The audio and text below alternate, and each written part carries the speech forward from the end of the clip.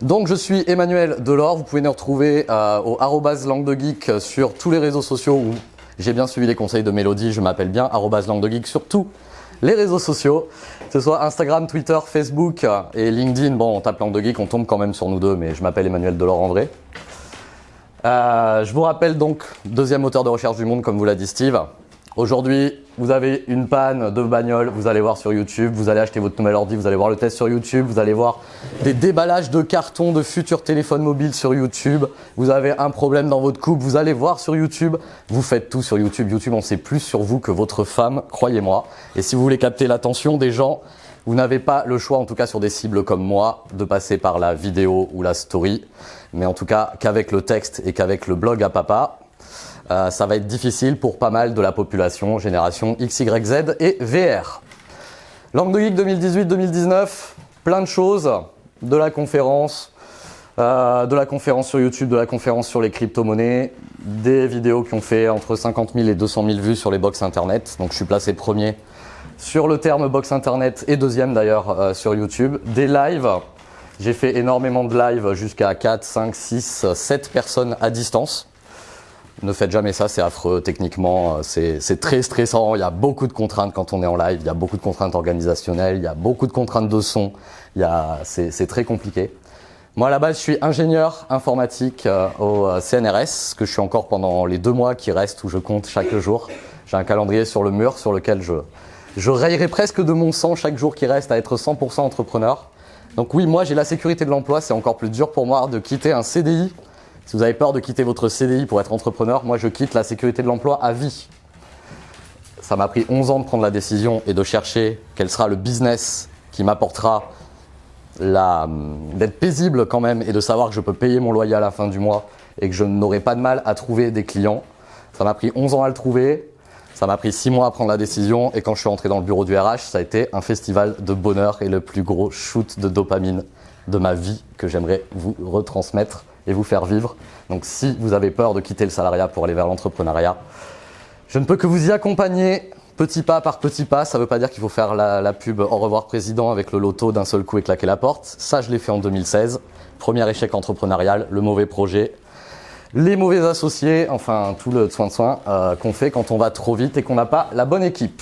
Aujourd'hui, Langue de Geek sur YouTube, c'est 11 000 abonnés, c'est beaucoup et pas beaucoup à la fois.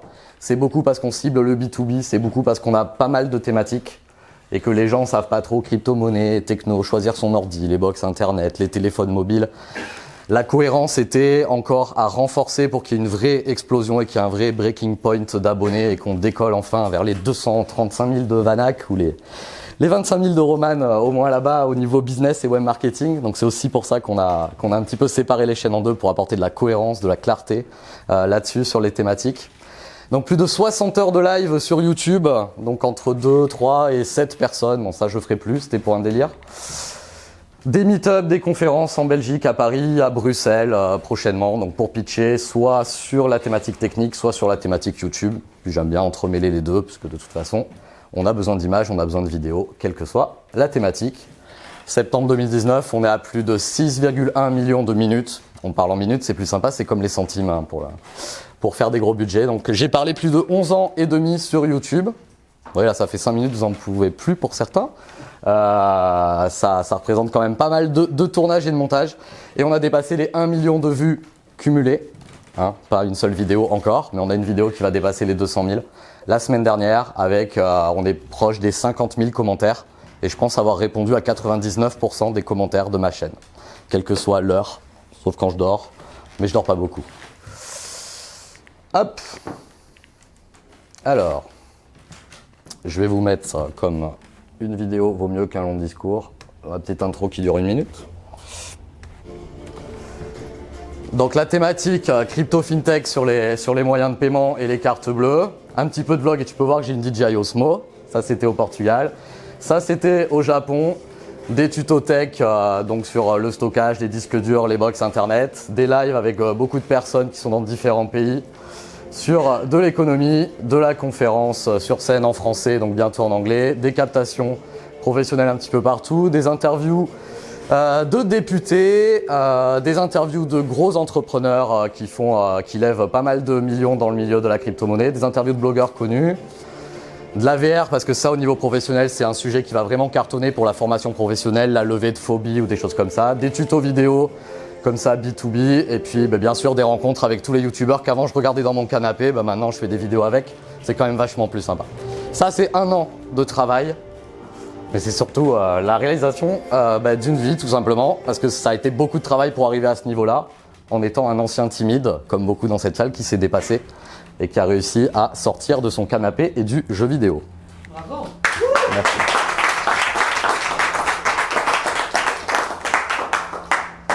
Il est passé à l'action. Exactement. Donc Langue de Geek en 2020, qu'est-ce que ça va être? Ça va être une agence de com un petit peu full stack particulière pour reprendre les choses. Une offre qui a créé irrésistible pour faire de la formation en ligne parce que le temps contre l'argent, c'est pas scalable comme tu as dit. Et donc la scalabilité est importante parce que quand on est hyperactif et qu'on fait du temps contre argent, ça attaque la santé. Et donc à un moment, il faut savoir faire des choses automatiques et savoir déléguer et savoir s'entourer. Et on peut pas tout toujours faire tout seul et chapeauter tout seul. Donc on va aller vers l'infoprenariat. C'est certain, une seconde chaîne YouTube, donc comme je disais tout à l'heure, qui s'appelle Synergie Digital. Un retour sur Paris avant d'attaquer l'international, parce que sur la crypto-monnaie, il est fort probable que je pitch à l'international sur ce sujet-là pour représenter la France, parce qu'on n'est pas beaucoup de youtubeurs français à savoir pitcher et à assurer l'aspect pitch et l'aspect diffusion de YouTube.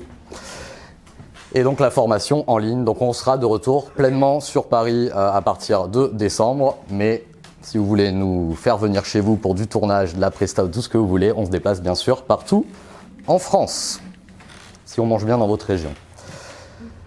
Aujourd'hui, on va mettre l'accent sur comment gagner du temps sur YouTube. Je pourrais bien évidemment vous faire 2h30 sur comment choisir sa caméra, qu'est-ce qu'il faut acheter, quel micro, quel ordi, quel montage, quel stockage. Mais je vais perdre beaucoup de monde et c'est très personnel parce que les gens n'ont pas le même budget. Il y en a, ça leur dérange pas d'aller mettre 5 000 € dans du matériel professionnel. Et il y en a où déjà lâcher 50 € pour un micro, c'est un problème. Mais on peut absolument commencer YouTube avec 50 € de budget. Vous prenez votre smartphone actuel, vous mettez 50 € avec un petit micro, vous vous asseyez, vous évitez le contre-jour, vous mettez un petit peu de déco derrière vous et c'est parti. Donc votre croyance limitante du « il faut que j'achète un réflexe et que je me forme en vidéo », elle tiendra pas la route et créer la deuxième chaîne YouTube. Je me suis levé dimanche dernier, j'avais une chaîne YouTube, je me suis couché dimanche dernier, j'avais 2 chaînes YouTube. Si vous allez la voir, on n'a pas l'impression qu'elle est vide. Et pourtant, croyez-moi qu'elle n'est pas très pleine. J'ai fait la vidéo d'intro, j'ai fait la bannière, j'ai fait tous les codes graphiques dessus. J'ai mis la première vidéo dessus, j'ai mis plein de choses sur la page d'accueil de l'autre chaîne que j'avais en stock. Et on n'a pas l'impression que j'ai une deuxième chaîne vide. Donc, pensez qu'il vous faut 3 mois pour lancer votre chaîne YouTube. Ça peut être je me lève dimanche prochain, dimanche soir, j'ai ma chaîne YouTube. Et le week-end d'après, on commence à tourner 3 vidéos pour un petit peu la remplir. Je vais vous faire quand même un petit avant-après, à la façon David Laroche. C'est l'instant honteux. Donc ça, c'est moi il y a 3 ans. Je pense que vous allez voir une petite différence sur le garçon qui se trouve à cette télé niveau confiance en lui et expression à l'oral. Oui, c'est moi. Donc cette vidéo de merde qu'on fera tous, c'est-à-dire en contre-jour avec le radiateur blanc, le fond blanc et la voix comme ça hésitante avec le micro. Mais à l'époque, je parlais un petit peu plus lentement. C'était quand même agréable pour l'audience. Cette vidéo est toujours en ligne sur YouTube, c'est pour montrer le avant-après. Décidément, ça n'allume. Ouais, ça n'allume pas. J'en ai gardé qu'une dans les vieilles parce que... Et ça, c'est la semaine dernière. Donc l'image s'est bien améliorée. On n'est pas obligé d'avoir un flou d'arrière-plan comme ça pour faire du YouTube. Au niveau de l'expression, au niveau de la déco et des choses comme ça. Donc l'important sur YouTube, c'est déjà de commencer, comme je vous l'ai dit. Ça va être de vous lever dimanche prochain si vous n'avez pas de chaîne et de vous coucher dimanche prochain avec une chaîne et d'améliorer vidéo par vidéo. Vous n'aurez pas de la belle image cinéma, les 3 caméras, les invités de vos rêves, la première vidéo. C'est pas grave. L'essentiel, c'est l'effet cumulé des 1%. C'est toujours de s'améliorer petit à petit. Le trilemme de production pour moi pour gagner du temps, ça va être l'écriture, le tournage et le template, le modèle, qui vont faire que quand on commence la vidéo, si on s'y prend mal, c'est un temps infini. Si vous pensez que la vidéo, ça prend du temps, multiplié par 10, vous êtes encore loin du compte. quand j'ai commencé la vidéo, mes premières vidéos YouTube où moi je voulais du montage comme à la télé, faire des effets avec la main et la miniature elle arrive par le côté, c'était beau, c'était stylé comme dans le JT de TF1 là où il y a un mec en costard qui vient qui fait des petits exposés. Ça m'apprenait 15 heures, 20 heures, 25 heures de montage et pourtant j'ai un bagage informatique conséquent. Et c'était très difficile pour moi. Donc j'imagine que pour quelqu'un de technophobe qui n'est pas habitué à la technologie, qui au moment où il a choisi son mot de passe Facebook avec les petites étoiles et qu'il a cliqué sur entrée, il a déjà oublié ce qu'il a mis dans la case comme mot de passe Facebook, qui confond encore le clic droit et le clic gauche, le port USB il lui faut pas 3 fois pour trouver le bon sens mais 8 fois, c'est difficile de se dire je vais devenir youtubeur ou youtubeuse. Et j'en connais des Quadra+, des Quinca+, qui sont sur YouTube, qui ont fait déjà leur offre, qui ont fait leur formation en ligne, qui tournent des vidéos, qui font des stories. Donc ce n'est pas une question d'âge, et l'âge c'est dans la tête. Très important, l'écriture et les astuces de tournage pour faciliter le montage. Si vous tournez n'importe comment, il faudra rattraper au montage. Si vous écrivez bien, si vous écrivez en sachant ce que c'est que monter, vous écrirez mieux, vous séparerez bien à l'écriture, ça je vais le dire, ça je vais l'illustrer. Ça va vous éviter de faire une vidéo catalogue de 30 minutes parce que vous vouliez tout mettre. Et je vous rappelle que personne ne lit le dictionnaire et personne ne lit Wikipédia en entier de A à Z. Sur YouTube, on vient chercher de la fraîcheur, on vient chercher la réponse à une question. On ne vient pas chercher l'encyclopédie universalis en 32 volumes. J'avais commencé à faire ça. La dernière vidéo que j'ai faite de 35 minutes, j'ai fait comment choisir son smartphone en 15 points. J'ai fait 35 minutes, je pensais que j'en avais fait 5. C'est interminable, c'est inregardable. Et ça a été la dernière fois que j'ai fait une vidéo longue sans la préparer sur ce mécanisme-là. Donc sur YouTube, vous faites un petit peu vraiment le système de best-of de moins de 10 minutes. C'est pas adapté à tous les formats. On a bien évidemment du podcast, de l'interview entrepreneuriale qui peut très bien durer 1 heure et faire des très bons formats sur 1 heure. Mais ça va être important de, si vous faites du long format d'1 heure, d'aller en tirer au moins les meilleures minutes pour aller faire de l'hébergement natif, pour aller prendre le petit bout de vidéo et aller vraiment le poster en direct sur Facebook, sur Instagram ou sur LinkedIn. Et ne pas arriver sur Facebook avec vos gros sabots, et reprenez l'exemple de Claire hier avec les 3% de portée d'un post Facebook. Salut sur Facebook, voilà ma nouvelle vidéo YouTube, collez, envoyez le post. Vous aurez 2 vues. L'algorithme de Facebook ne vous montrera à personne. YouTube est un concurrent de Facebook. Si vous utilisez Facebook juste pour vider votre lien YouTube, Facebook ne le montrera à personne. Ce sera valable sur LinkedIn également. Donc si vous voulez faire de la portée organique sur vos autres réseaux sociaux, il va falloir penser dans vos vidéos à en extraire les meilleures minutes avec la problématique du portrait pour certains réseaux sociaux dont Insta et aller la poster directement sur ces autres réseaux sociaux et ne pas arriver avec tiens voilà mon lien YouTube, je suis sûr que comme ça je vais faire quelques vues. Et ça c'est vraiment très compliqué et ça apporte du boulot en plus. Mais si c'est pensé dès le tournage, si c'est pensé dès le montage, tiens là je suis en train de monter mais elle est là ma meilleure minute dans la vidéo. Ça c'est une minute que je pourrais mettre sur Insta. Ça c'est une minute qui va attirer sur LinkedIn. Je la prends cette minute directement, je l'exporte et je l'aurai à ma dispo pour aller faire cette captation par ce court format en créant du suspense à la fin, donc un cliffhanger où vous coupez au milieu de la phrase où vous commenciez à délivrer vraiment la valeur pour dire hey, la suite c'est sur mon site web que ça se passe ou sur ma chaîne YouTube. Et vous allez comme ça aller chercher de l'audience. L'écriture, ça commence sur YouTube par le titre. On ne finit pas à 1 minute de la diffusion YouTube par choisir son titre de vidéo. En fait, il faudra avoir commencé par c'est quoi le titre de ma vidéo. Et quand je dis choisir le titre, c'est pas entre vous et vous-même, c'est entre vous et Google. YouTube est le 2e moteur de recherche du monde. Si votre titre, c'est un mot qui est très technique, que personne ne connaît, eh bien ce n'est donc pas le titre de votre vidéo. Sinon, votre vidéo, elle sera en page 46 de YouTube. Et la page 46 de YouTube, c'est comme la page 2 de Google, ça sert à rien. Ok ? C'est pas grave de commencer en page 46 si toutes les semaines, vous arrivez à grappiller une page. C'est-à-dire que la page 1 n'est pas si loin que ça. Donc, votre titre sur YouTube, c'est vraiment votre cheval de bataille. Il faut arriver à rencontrer un titre sur lequel il n'y a pas déjà plein de monde. Donc, le dernier iPhone, vous oubliez si vous êtes une chaîne YouTube naissante. Et qui est du volume de recherche. Ça nécessite soit des outils qu'on appelle SEO, donc de référencement, soit une manipulation très simple. Vous allez sur Google, vous tapez huile essentielle, parce qu'il faut que je le dise, c'est dans le contrat avec Mélodie. Vous tapez huile essentielle sur Google et vous allez tout en bas de la page de Google et vous allez voir que tout en bas, il va vous proposer des phrases avec les phrases que les gens tapent le plus sur Google. C'est valable quand vous commencez à taper sur Google, vous avez vu qu'il finit votre phrase. Quand vous tapez pourquoi, il va vous finir la phrase avec la question. Et des fois, ça vous fait peur. Parce que vous aviez pas encore, vous aviez la question dans la tête et Google sait déjà ce que vous alliez poser. C'est valable pour YouTube. Vous pouvez commencer à taper pourquoi ou huile essentielle et YouTube va vous proposer huile essentielle menthe poivrée. Ok, ma prochaine vidéo, ce sera l'huile essentielle de menthe poivrée. Parce que moi, je comptais faire une huile essentielle que personne connaît, qui va faire 3 vues, et je vais passer mon week-end à faire ma vidéo de l'huile essentielle d'un truc très bizarre que personne ne connaît, et c'est dommage. Vous pouvez, en 10 secondes de recherche sur YouTube, sur Google Trends, il y a plein d'autres outils là-dessus pour vous aider, trouver les titres de vos 10 premières vidéos YouTube de votre thématique. Donc, à retenir là-dessus, groupez les tournages, groupez vos écritures. Ce week-end, ce n'est pas je tourne une vidéo. C'est dommage. Vous allez installer le trépied, vous allez installer la caméra, vous allez vous rappeler comment on la règle, vous allez fermer les rideaux, vous allez dire à votre chien de la fermer, vous allez coucher le môme pour qu'il fasse la sieste, etc., etc. Et vous allez tourner une vidéo et ne faites jamais non plus le « je me lève ». Allez, j'y vais, on, je m'assois. Je dis la phrase, ah elle est ratée, je me lève, je coupe, je réfléchis. Ah je vais le dire comme ça. Je me relève, je refais on, je me rassois, c'est mort.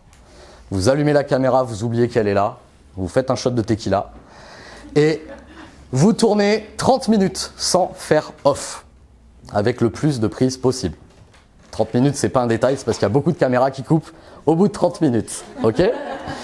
Il y en a certains à qui j'ai abordé le sujet, dont la mienne. Donc c'est très important de faire ça. Pareil, si vous faites une interview, les interviews sur YouTube, vous avez toujours le bon, présente-toi. Et là, il y a encore le balai bien placé. C'est souvent un début d'interview difficile. Les gens sont rigides. On sait qu'après, on va rentrer dans le vif du sujet. Le présente-toi, faites-le à la fin. Quand on commence sur YouTube, on ne pense pas à jouer avec le temps, comme quand on fait du cinéma. Au cinéma, la première scène que vous voyez, elle a souvent été tournée 15 jours après la scène numéro 2. On tourne complètement dans le désordre. Donc, vous rentrez dans le dur. Alors toi, c'est quoi ton business ? On fait la question business. Alors toi, pourquoi t'as cartonné ? Hop, là. Et à la fin, ça y est, c'est détente. On a parlé des questions qui fâchent, on a parlé de l'offre, on a parlé de la technique, on a parlé de tout ça. Je fais, maintenant qu'on sait très bien de quoi on a parlé, est-ce que tu peux te présenter ? Alors, je me trouve avec monsieur machin qui du coup est tout détendu parce qu'on vient de le faire. Et on va parler de ça. Et vous savez très bien de quoi on va parler, vous venez d'en parler. Et au montage, vous le ramenez au début. Votre interview est beaucoup plus souriante, tout le monde est détendu. Et là, on est bien. Parce que croyez-moi que les débuts d'interview avec la personne en face qui est paralysée, j'en ai tellement fait. Voilà. Et vous ne faites jamais avec la personne en face qui a peur de l'objet, qui a peur du gros micro, le 1, 2, 3, on tourne. Blocage. Arrêtez. Vous allumez, la personne elle vous demande ça tourne, vous répondez je sais pas. Et on sait pas, ça peut se démarrer n'importe quand, attention. Et là vous la détendez et là vous avez des belles images parce que sur YouTube, moi je le vois, allez voir les analytics YouTube, vous pouvez voir une courbe seconde par seconde des gens qui regardent votre vidéo YouTube. Les 3-4 premières secondes, vous perdez 40% d'audience. Parce que la promesse entre la miniature et votre gueule, votre voix, votre éclairage, votre sujet, il m'a mis un chaton sur la miniature, mais bon, c'est une interview d'entrepreneur, merci l'arnaque, quoi. Donc vous prenez le pouce rouge, vous prenez le mec qui est resté 2 secondes, et ça, YouTube le voit. Parce que la première caractéristique, c'est combien de temps, combien de minutes les gens vont regarder votre vidéo, et ce n'est clairement pas le nombre de centaines de milliers de vues. Si je vais m'acheter le dernier iPhone et que je vous fais un truc rempli d'insultes, comme j'ai fait sur les box internet, je vais faire 200 000 vues. Et je vais peut-être prendre 10 000 abos. Mais je vais prendre 10 000 abos d'adolescents qui paieront jamais rien, qui achèteront jamais une formation en ligne, qui ne sont pas ma cible, qui ne m'intéressent pas. Ça serait avantageux pour moi envers les marques qui ne me regarderaient pas comme le youtubeur à 10 000, tu nous intéresses pas. Mais ces marques-là, j'ai pas vraiment envie de travailler avec elles, sinon elles vont me fournir du matériel sur lequel je n'aurai moins de liberté de parole. Et j'ai envie de garder cette liberté de parole, de pouvoir dire qu'un produit est nul si je pense qu'il est nul. Et pour ça, je cherche d'autres moyens de financer mon entrepreneuriat et de gagner ma vie pour gagner cette liberté de parole et de pouvoir poster ce que je veux sur YouTube et de pouvoir dire si un produit je le déteste, je le déteste. Voilà. J'ai du mal avec le sens de cette télécommande. Séparez l'oral de l'illustration, ce que je disais tout à l'heure. Vous écrivez votre vidéo, vous faites une colonne en deux. Ça, je vais le dire. Ça, je vais l'écrire dans la vidéo. Du coup, votre texte, il sera tout prêt. Vous n'aurez plus qu'à faire le petit copier-coller au montage. Et si vous vouliez présenter vraiment 10 points importants, parce que pour vous, il faut vraiment ces 10 points-là, faites quand même votre vidéo, vous en présentez 3 et vous dites, bon, les 4 autres, je vous les incruste ici. Vous faites un petit geste de la main. Au montage, vous avez le geste de la main, vous faites un geste à vous-même en fait, vous le monteur, du soir même ou du lendemain. Et là, vous n'avez plus qu'à copier-coller votre texte et vous avez votre illustration supplémentaire. Votre vidéo est réduite en temps. Le poids du fichier est réduit. Le montage finalement est réduit. Le stockage est réduit. Le temps de diffusion est réduit. Votre vidéo est plus courte. Les personnes, quand elles lancent, la première chose qu'elles regardent, à part votre tronche et comment vous êtes fringué, c'est combien ça dure. Si vous faites une vidéo d'1 heure, même si vous êtes super bon, peut-être que la personne, vous auriez coupé cette vidéo en 4 vidéos de 15 minutes, elle aurait peut-être regardé les 4. Mais quand elle lance et qu'elle voit que c'est 1 heure, elle se barre tout de suite parce qu'elle dit « j'ai pas 1 heure maintenant et puis bon là un truc sérieux, tu vois moi c'est ce soir à côté il y a Casa del Papel quoi, en face. Il y a les chatons qui dansent et le régime des stars dans la colonne à droite, ok ?» Donc attention à ce à contre quoi vous luttez. YouTube c'est d'abord de l'entertainment, je dirais plus jamais ce mot, impossible à dire. Et vous affrontez du divertissement, du chaton, du régime de stars et des vignettes avec des flèches rouges, des chats et des choses comme ça. Alors votre interview sérieuse, à part si LinkedIn, comme je le pressens, va vraiment se lancer sur l'hébergement vidéo, et là les B2B, entraînez-vous sur YouTube pour être prêt quand LinkedIn va se lancer, et ils sont déjà en test sur le live, donc ensuite ils viendront à la vidéo normale. Vous, sur YouTube, vous affrontez vraiment du divertissement. Donc si vous êtes professionnel avec du contenu sérieux, du contenu éducatif, bah, allez, réduisez, gardez le best-of, mettez les 3 points importants. Et si vous voulez vraiment avoir le contenu complet, eh ben, tu sais, dans les commentaires, il y a le lien vers mon site web, vers mon blog, vers mon article, vers mon bonus, vers ma landing page et compagnie. Mais vous n'êtes pas là pour délivrer 100% de la valeur. Si vous faites les 3 points importants de votre valeur pour renvoyer vers votre vrai business, votre landing page ou votre système d'emailing, c'est là qu'il faut le faire. Donc ne pas vouloir être complet, arrêtez de vouloir être le dictionnaire et de mettre les 35 points parce que personne ne les regardera. Et de toute façon, des études montrent qu'il reste quoi, 7% du contenu à l'oral quand on fait une présentation. Donc c'est comme Apple, on en parlait hier, hein. Jouez sur l'émotion, pas sur le contenu. Vous avez les marques qui font une liste de specs avec « mais je suis meilleur, je suis meilleur, je suis meilleur, je suis meilleur, je suis meilleur, je suis meilleur, je suis moins cher ». Et vous avez un mec en face qui fait « je suis Apple et c'est fin ». Et il y en a un qui se fait beaucoup plus de sous que l'autre et qui vend beaucoup plus que l'autre. Figez les erreurs, le meilleur conseil que j'ai appris sur YouTube par Antoine BM, moi je l'appelle comme ça. Vous êtes en train de faire votre phrase, vous écorchez un mot. Vous êtes en train de faire votre phrase. Vous êtes en train de faire votre phrase. Au montage, j'ai figé, j'ai un silence.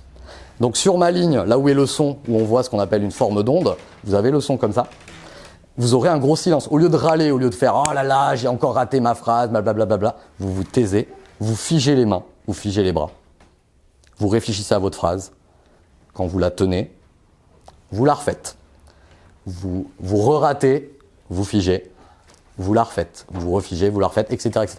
Au montage, vous avez des silences. Si vous réussissez au bout de 12 fois, ça arrive, hein, il y a des mots qui passent pas, il y a des mots très difficiles à dire et des choses comme ça. 14 fois, 14 prises, 15 prises, 20 prises, eh ben vous faites un clap. Le clap, ça sert à beaucoup de choses en vidéo. Alors au cinéma, on voit toujours le clap, c'est pour dire scène 2 et c'est numéro 2. C'est aussi en fait pour synchroniser le micro qui est là-bas, le micro qui est là et le micro de la caméra 2. Parce qu'on n'a pas tous fait 1, 2, 3, on tourne. C'est pour dire, là-bas il a appuyé il y a 5 minutes, là-bas j'ai appuyé il y a 2 minutes, là je viens d'appuyer. On fait un gros clap. Ça permet aux logiciels de montage qui en ont plus vraiment besoin de voir un espèce de gros pic comme ça et de mettre tous les sons au même endroit. Parce que sinon on aurait du décalage, on aurait de l'écho et ça serait dégueulasse. Mais moi j'utilise ce clap pour dire c'est ma 14e prise qui est bonne. Je fais un clap, j'ai un pic comme ça. Et moi au montage je fais ah oui, là c'est le clap de quand ma prise était bonne. Donc je sais que les 14 phrases d'avant que je commençais à monter, à chercher c'est où quelle est la bonne prise, bah, j'ai un pic comme ça dessus. Et on ne peut pas faire mieux comme ça sur un tournage. Ou alors on a un assistant qui note 28e minute, c'était la bonne. Mais on n'a pas tout ça. Donc si vous avez la chose se reproduit dans votre séance de tournage de 30 minutes, et ben vous faites clap numéro 2, elle est pas belle la vie, vous pouvez aller très loin comme ça.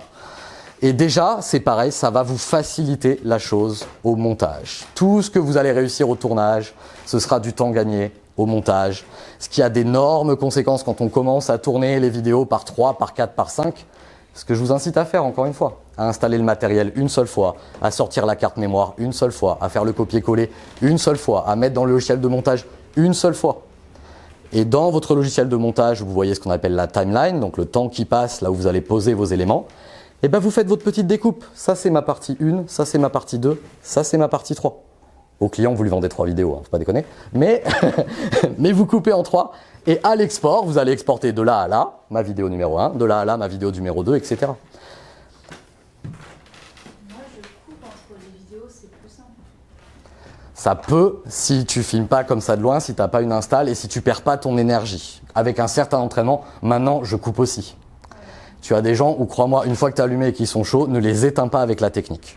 Vraiment pas, surtout quand on débute. Tu as des gens qui sont vraiment paralysés. Et le fait d'aller se lever, d'aller couper, d'aller enregistrer ou d'aller vérifier ce qu'ils viennent de faire, ça va tellement couper l'énergie. Si tout est écrit, tout est préparé, que tu connais ton sujet par cœur, moi aussi, je me lève, je coupe, je reprends, je m'en fiche. Mais vraiment, pour débuter, faites une séance de 30 minutes. Si vous avez fini au bout de 10, évidemment, coupez au bout de 10. Vous avez besoin de réviser votre texte, ce qui est un vrai problème de débutant. Comment écrire son texte ? Est-ce qu'on doit acheter un prompteur ? Ça vaut 180 € un prompteur si vous avez une tablette. Moi, j'ai un client qui a voulu faire vraiment du mot à mot très très précis. J'ai acheté un prompteur et j'ai fait le David Pujadas. Voilà. Donc j'ai lu un prompteur, j'ai mis une tablette derrière. C'est possible, on perd en authenticité. Vous voyez qu'un mec du journal de Trésor, vous voyez, c'est autre chose qu'un stand-up, quoi. On perd énormément dessus. Lecture de notes, attention des yeux. Si vous mettez votre ordinateur portable en dessous ou une feuille, levez-la au maximum auprès de l'objectif. Mettez une pince à linge, ce que vous voulez, pour faire le prompteur du pauvre de la feuille A4. Mais vous avez un effet que vous verrez dans énormément de formations en ligne, de webinars ou de personnes qui débutent sur YouTube. C'est qu'il lit la phrase, il sait qu'il n'a pas la suivante. Il sait qu'il doit aller voir ses notes. Parce qu'il a le subconscient qui fait « putain, j'ai pas la suite ». Et il y a les yeux qui baissent sur les notes. Et hop, il reprend. Et hop, il reprend. Il fait « comme ça, j'ai pas coupé, j'ai tout fait en une prise ». Ah, mais c'est pourri de regarder un mec qui te regarde dans les yeux dans l'objectif. Et regardez l'objectif. Vous regardez, si vous avez un écran qui pivote comme sur Panasonic, si vous regardez l'écran, on voit que vous n'êtes pas l'objectif. Et si je regarde comme ça fait bizarre. C'est très important de regarder l'objectif. Si vous n'y arrivez pas, vous mettez une petite peluche rigolote au-dessus de l'objectif et vous parlez à cette peluche. Vous n'êtes pas en train de parler à YouTube. De toute façon, votre première vidéo, elle fera 10 vues, elle sera en contre-jour avec votre radiateur blanc et vous ne pouvez que faire mieux que moi. Donc vous voyez que dans 3 ans, vous ne serez pas si mal en train peut-être de pitcher YouTube au Take Action 18, au Stade de France. Donc la technique du clap. La vidéo d'interview, donc comme je disais tout à l'heure, présentez-vous à la fin. Donc là, on avait fait une interview avec une journaliste de la télévision chinoise que je vous invite à aller voir sur la chaîne. Où on était en train de travailler sur le multicaméra. Donc ça, c'est une évolution un peu naturelle qu'on commence à voir de plus en plus sur YouTube. Les gens qui ont différentes caméras, évidemment, ça multiplie le travail au montage, d'avoir 2 caméras. Ça multiplie la problématique de synchronisation. Il faut souvent du son, des choses comme ça. Mais ça fait très cinéma d'avoir plusieurs caméras et d'avoir un plan sur la première personne, un plan sur l'intervieweur, voire un plan d'ensemble. Donc la bonne technique pour avoir 3 caméras quand on en a que 2, vous faites l'intro, bonjour, alors à la fin plutôt d'ailleurs, mais vous faites le plan d'ensemble, bonjour, aujourd'hui je vais interviewer machin, et vous faites la conclusion. Alors c'était génial, merci, va t'abonner à la chaîne, call to action, call to action, call to action. Et après, vous prenez cette caméra principale, vous la mettez sur l'interviewé, vous prenez votre deuxième caméra, vous la mettez sur l'intervieweur. Et tout le monde croit que vous avez 3 caméras. Mais vous avez tourné l'intro et la conclusion avec l'une des 2. Parce qu'à 3 000 € la caméra, à un moment, c'est un budget. Attention au titre et la SEO. On voit trop sur YouTube, interview de Monsieur Truc. Alors vous le connaissez parce que c'est peut-être votre idole, parce que c'est un YouTuber que vous connaissez. Testez autour de vous qui connaît les YouTubers que vous connaissez. Alors quand vous êtes vraiment dans le petit milieu de l'infoprenariat, c'est vrai qu'on connaît à peu près tous les mêmes. On a 30-40 personnes qui tournent en rond et qu'on se connaît tous. Mais vous, vos YouTubers de divertissement, vos entrepreneurs de rêve que vous suivez, vous les connaissez très bien. Mais demandez à votre maman, à votre tontine, à ce que vous voulez. C'est pas un volume de recherche énorme. Évidemment, si vous interviewez Barack Obama, ok, Barack Obama, c'est le mot-clé. Si vous interviewez un infopreneur qui débute, qui a une petite audience, qui a une petite communauté, c'est pas lui le mot-clé en fait. Ce qui est le mot-clé de cette vidéo-là, c'est le sujet de l'interview. Donc trouvez une problématique, mettez-vous d'accord avec lui. Toi, c'est quoi ta spécialité? La vidéo Instagram. Eh ben le titre, désolé pour toi, mais c'est la vidéo sur Instagram, interview avec. Oui, tu es au bout. Oui, sur mobile, tu seras peut-être coupé. Oui, tu seras dans la description et tu seras bien évidemment sur la miniature. Mais ce qu'il faut mettre en avant pour le moteur de recherche qu'est YouTube, puisqu'il appartient à Google, qui est le premier moteur de recherche du monde et que l'un appartient à l'autre, hein, à coup de gros chéquier, c'est que votre titre, il n'est pas tellement là pour l'humain. Ce qui est pour l'humain, c'est votre vignette. Donc sur la vignette, point d'exclamation, point d'interrogation, flèche rouge, chaton et compagnie. Évidemment, pour faire du sérieux et du B2B, c'est plus difficile. Et donc le plus important, c'est vraiment améliorez-vous avec le temps. Ce n'est pas le prix de la caméra. On n'a pas besoin de faire du flou d'arrière-plan pour être un youtubeur professionnel. Commencez avec votre smartphone milieu de gamme. Les smartphones milieu de gamme d'aujourd'hui à 200 €, vous avez une caméra très correcte. L'important quand on fait de la vidéo, ce n'est d'abord pas l'image. Et faites le test. Fermez les yeux quand vous écoutez certaines interviews. Le souffle, le grésillement, les pompiers, la voix trop fort, le micro trop près qui fait un ton de métal. Tout ça, c'est vraiment horrible à écouter. Et vous êtes capable de quitter une vidéo au bout de 2 secondes si le son est mauvais. Là où si le son est impeccable et s'il y a de la valeur et que l'image elle est pas terrible avec même le contre-jour des familles, c'est pas très grave. Parce que dans l'interview, il y avait de la valeur, dans la vidéo, vous aviez des choses. Et vous pouvez rattraper par l'illustration. Moi, j'ai monté une conférence entière de moi où finalement je me suis retrouvé en contre-jour, c'était dégueulasse. Bah, j'ai remis les slides par-dessus le contre-jour. C'est un gros boulot de réincruster les slides dans un deuxième temps. Mais ça se fait. L'image, on peut la sauver, l'améliorer, la tuner, les choses comme ça. Le son, s'il est pourri, si vous tournez dans une pièce de 4 mètres de plafond qui a un écho horrible, ce sera terrible.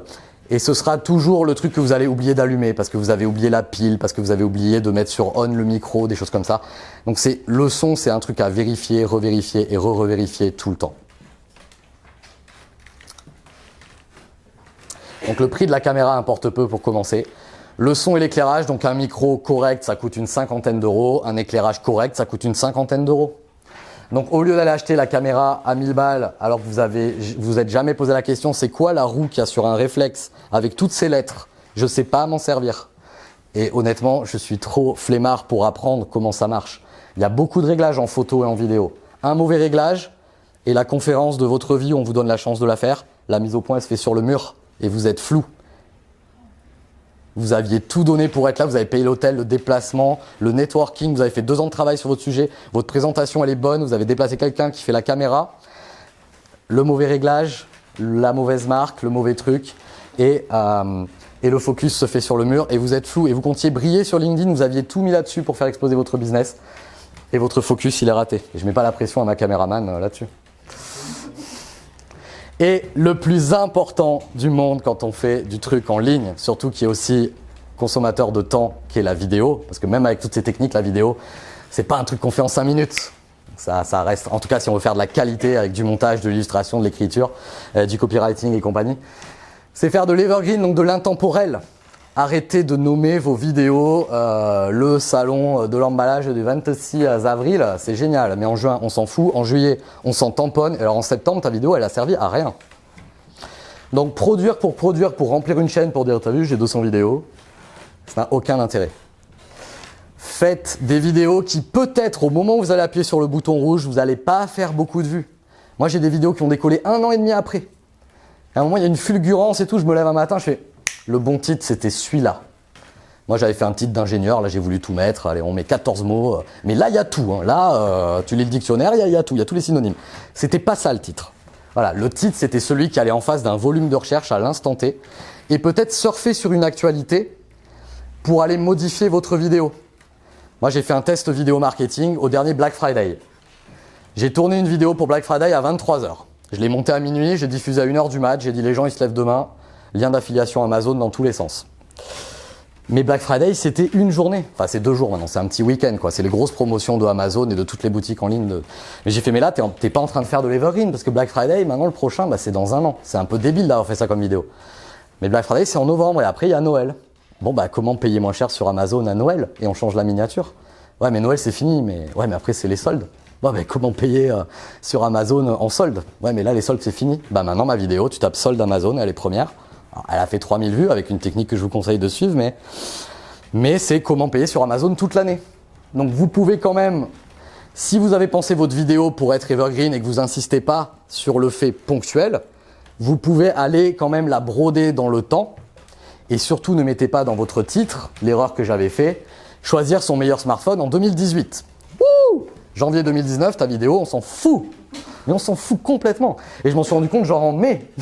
J'étais comme ça dans mes vidéos, dans mes stages, je fais bon, celle-là, bon, c'est une vidéo contre-exemple de tout ce qu'il faut pas faire, donc les 15 points, trop longue, 2 parties, horrible. Et en plus, elle avait un titre 2018. J'ai fait mon en mai 2019. Qui a envie de voir le meilleur smartphone 2018? Plus personne. Donc si vous mettez l'année dans votre vidéo, pourquoi pas le meilleur machin, mais ça veut dire que dans votre agenda, au 1er janvier, vous mettez une notif, allez changer le titre. Et là, vous mettez 2019. Et là, vous pouvez vous sauver au moins un an, quoi. Parce qu'en 2022, on va vous voir à un moment avec votre vieux truc. Hein, voilà. Mais poussez-la d'un an, quoi, au moins. Voilà, petite technique. Les miniatures, bien évidemment. Donc moi, je fais des miniatures beaucoup trop chargées. Je suis pas graphiste, je suis un passionné de Photoshop qui en fait trop parce que mes miniatures, c'est un peu un côté Picasso. Moi, je peux passer 2 heures sur une miniature, c'est mon délire. Qu'est-ce que tu appelles? Excuse-moi, c'est quoi une miniature? Donc c'est la vignette, la couverture du livre que tu as sur YouTube, qui évidemment sur mobile est beaucoup plus petit que sur ordinateur. Et en plus sur mobile, ou situé dans les suggestions vidéo, c'est-à-dire la colonne de droite que tu as sur YouTube, le titre est tronqué. Donc attention à bien mettre vraiment les mots-clés, le mot le plus important, au début. Ça peut se contrebalancer par une technique de hashtag dans la description. Mais vous voyez bien à cette phrase que déjà vous êtes tous perdus. Donc on peut faire un titre « Mon jeudi incroyable ». Niveau référencement, c'est nul, ok? Personne tape « Mon jeudi incroyable » sur Google. Et tout le monde s'en fout de votre jeudi. Mais c'est vrai que ça donne envie d'aller voir quand même. Si vous avez une belle miniature à côté avec un « comme ça là, et voilà. Mais je peux aller quand même truander le référencement dans ma description YouTube, qui a le gros rectangle, où là on a une liberté de nombre de caractères. On peut aller mettre 3 hashtags. Et 3, pas 4, pas 10, 3. Ça n'empêche pas d'en mettre qu'un seul. Vous pouvez aller mettre 3 dièses qui vont nourrir YouTube à lui dire « Bon, la vidéo elle s'appelle Mon jeudi incroyable, mais franchement elle est sur l'iPhone 11. » Donc dièse iPhone 11, dièse smartphone et dièse le concurrent Galaxy Note 10. Donc vous pouvez truander comme ça un titre où à la base ça n'a rien à voir avec le schmilblick et relever quand même un peu le référencement pour dire à YouTube j'ai mis ça, c'est un titre putaclic, je l'assume.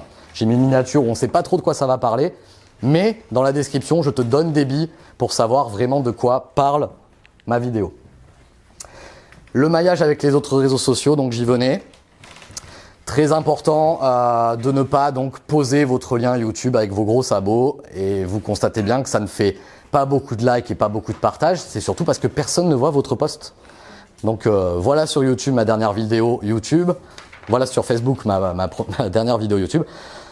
C'est montré à 3%, 4%, 5% de votre audience. Donc si vous avez du bol, il vous met un like. Mais malheureusement quand vous commencez YouTube, ou alors vous avez des meilleurs amis que moi, mais votre entourage s'en fout complètement. Mais complètement. Donc vous ne pouvez même pas compter sur, ça serait bien d'aller mettre des pouces bleus et des partages. Et il n'y a que ça qui va faire, sans faire du boost ou de la publicité qu'on a vu hier avec Claire, que votre chose la voit. Tu vois qu'on est bon. Ah non, mais je suis impressionnée. Donc 5 minutes de questions-réponses. Si quelqu'un a un titre à soumettre ou revenir.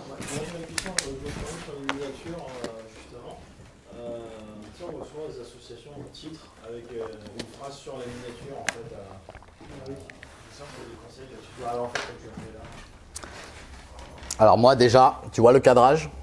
C'est-à-dire que cette miniature, si je la mets sur Twitter, si je la mets sur Insta, le titre, il est affiché et il n'est pas coupé. Et c'est pour ça qu'elle est au centre et qu'elle est plus sur le côté. C'est pas forcément très joli de mettre sa miniature YouTube en brut. En tout cas, mes miniatures sur Insta, tu fais, c'est quoi le mec qui se lance dans Picasso? Mais en tout cas, j'ai pas besoin de la refaire. Donc c'est un gain de temps. Donc déjà, c'est cool. Après, voilà, la taille du titre, combien il faut d'illustrations, tout ça. Le contouring. Moi, je conseille vraiment de faire un contour qui peps au niveau des yeux sur le contour comme ça. Donc, aller chercher le jaune, le vert flashy, le orange. Je vois que Claire, hier, elle était vachement dans le orange. Le orange, ça saute aux yeux. Le jaune, ça saute aux yeux. Si vous savez pas quelle couleur saute aux yeux à part ton t-shirt, assorti aux yeux, vous allez à la Fnac au rayon livre, là où je n'ai rien à faire, parce que je suis incapable de lire un livre papier de par mon attention particulière. Mais vous fermez les yeux, vous faites ça. Et les 2 premiers livres que vous voyez, c'est la vidéo pour ton business de Jean-Viette qui est une couverture rouge. Et le dernier Oussama Hamar qui est jaune fluo quoi. Et c'est hallucinant. L'œil est immédiatement catché par le jaune fluo. C'est pour ça qu'on vous met un gilet jaune. Enfin, ça peut servir à autre chose, mais ce que vous voulez. C'était hier, hein. Coupez. Une autre question? Un titre, une... J'avais une question, je l'ai fait plusieurs fois et ça marche pas toujours pareil. C'est quand tu mets un titre, tu te rends compte que ça va pas, tu le changes. Ouais. Parfois ça référence. Parfois j'ai vu que ça coupe les riches, c'est-à-dire que ma vidéo, il n'y a plus rien qui se passe dessus. Et parfois ça l'explose. Ouais. Et tu sais s'il y a une variable aléatoire? C'est la magie, ouais, c'est la magie du truc, c'est que suivant le jour où tu vas le faire, en fait, YouTube voit instantanément toutes les modifs que tu vas apporter. Même une miniature, ça peut se changer a posteriori pour la redynamiser ou la corriger ou la remettre avec le nouveau titre. Et moi, rien que réordonner les mots-clés, puisque quand on pose une vidéo sur YouTube, je parlais tout à l'heure des 3, j'ai envie de dire les super hashtags, mais on a aussi un nombre de mots-clés où là, on a 500 caractères. Donc on peut mettre beaucoup de mots et beaucoup de ce qu'on appelle de longues traînes, donc vraiment des questions entières. Comment trouver le meilleur smartphone, blablabla, on peut le mettre en mots-clés. Et dès qu'on change ça, on voit un petit pic de vue, on voit que YouTube va aller retester votre changement sur la masse. Ça prend pas. Est-ce que c'était le meilleur horaire? Est-ce que YouTube l'a vraiment testé? Est-ce que vous l'avez fait de la meilleure manière? Est-ce que finalement l'ancien titre, il n'était pas mieux? C'est à vos risques et périls. Moi, ma vidéo qui cartonne le mieux, honnêtement, je la touche plus, quoi. Tu vois, je suis comme ça. Une vidéo qui a fait un méga bid, où j'avais tenté une vidéo sur une application qui transforme ton visage. Tu fais une selfie et ça te transforme en gif animé sur tous les gifs les plus connus. C'est hyper sympa. J'ai dit, ça va être un carton, cette appli. Je l'ai tourné en truc. C'était ma première vidéo de moins de 2 minutes. Quand tu me connais, moins de 2 minutes, je dis bonjour, tu vois. Et je la fais. Et j'ai voulu la référencer. Je me suis dit, gif animé, c'est finalement pas comme ça que les gens doivent l'appeler. Donc, qu'est-ce que je peux mettre?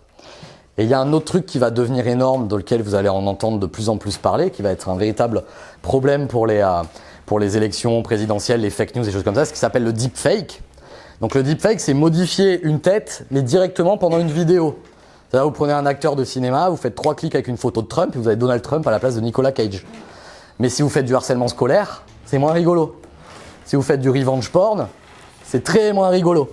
Et si vous cumulez les 3 problèmes, c'est vraiment pas cool. Et donc j'avais mis le mot deepfake dans mon titre. Et YouTube a dit, bah, c'est une vidéo sur le deepfake.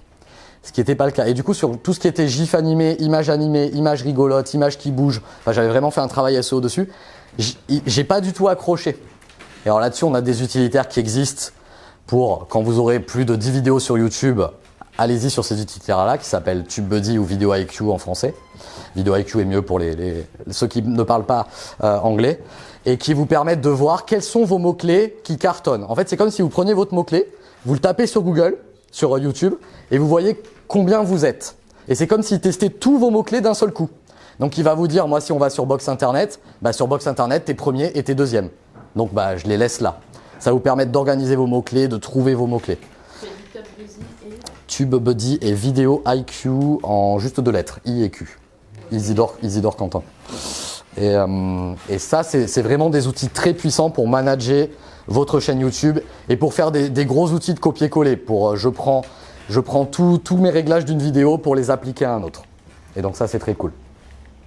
Donc ce que je vous propose pour l'atelier, si vous avez une chaîne YouTube, si vous n'en avez pas, ben, soit vous allez sur la mienne et pour me démontrer, faites ce que je dis mais pas ce que je fais, parce que je vais vous montrer une checklist que forcément j'ai pas appliquée sur mes 200 vidéos.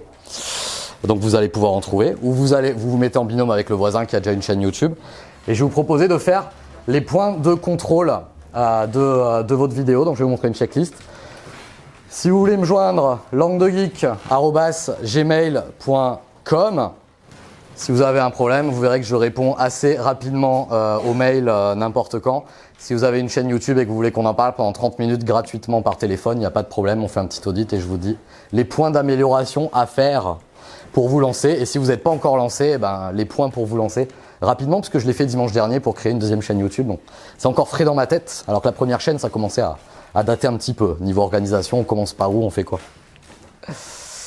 Donc la checklist, c'est pas un truc forcément rigolo, mais c'est un truc nécessaire. Et je vous invite, si vous avez une chaîne YouTube, à de temps en temps, vous auto-auditer.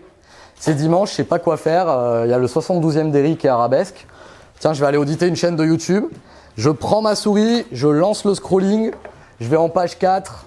Alors notez ou faites-vous un petit tableau, à la limite, ça vous évitera de passer toujours sur la même si vous n'avez pas une super mémoire. Et vous allez auditer mon titre, est-ce que... J'ai mis à attention 30 jours parce que je fréquente énormément, je suis administrateur chez le groupe Facebook d'Olivier Roland, des blogueurs pro.